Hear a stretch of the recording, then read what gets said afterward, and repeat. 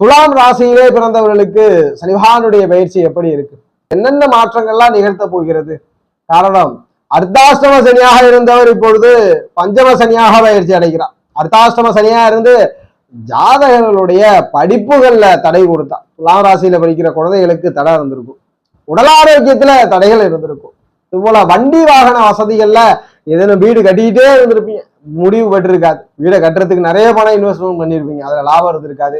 Education படிக்கிற துலா ராசினருக்குலாம் நிறைய தடைகள் வந்திருக்கும், அல்லது கல்வியில சற்று மந்த நிலைகள்லாம் இருந்திருக்கும்.